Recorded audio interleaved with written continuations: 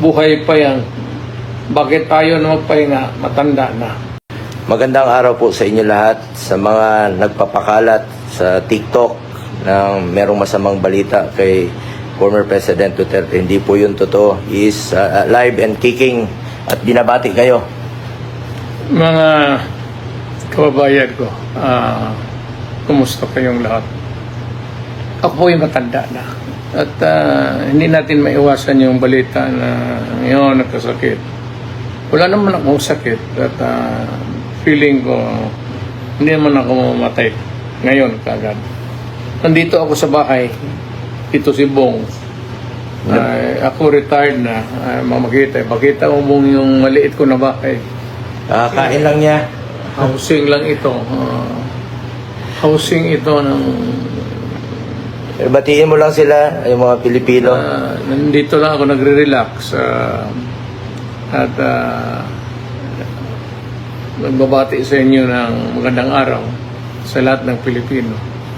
Hindi po totoo yung nagpapakalat. Huwag kayong magpapakalat ng masamang balita. Alive and kicking. Siyempre, may edad na po si dating Pangulong Duterte. Kahit papano. May konting sakit, pero at his age, he's very healthy. Alam mo, matanda na ako. Nagsilbi na ako sa inyo ng pinakamatagal. Mayor, ilang taon, presidente. Huwag kayong magtaka kung mamamatay ako.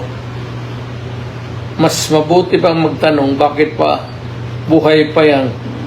Bakit tayo na magpahinga? Matanda na. Yun pa ang tanong yun. Pero kung sabi mo, balitaan ninyo, may chismis, mamatay ako. Lahat tayo, ikaw, ako, lahat ng kaharap ko sa mundong ito, mamamatay tayo. Hindi ako exception. May katandaan na ako, tapos na ako nagsilbi sa buong buhay sa bayan ko, ang taong bayang Pilipino. Salamat po sa tulong ninyo at inyong pagbigay ng pangpalakas ng loob sa yung kanang paraon. Kaya kung nakaya na nilabanan ko lahat. Lalo na yung krimen. Tapos na ako, retired na ako. So, very healthy po si dating Pangulong Duterte. Ako naman, in my own small personal capacity, ang commitment ko sa kanya, lalo na sa kanyang medical, at hindi ko po pababayaan ang ating dating Pangulong Duterte. Hanggang kamatayan po ang aking commitment sa kanya. At mahal na mahal ko po siya. At parati niyang pinapaalala, just do what is right. Yan.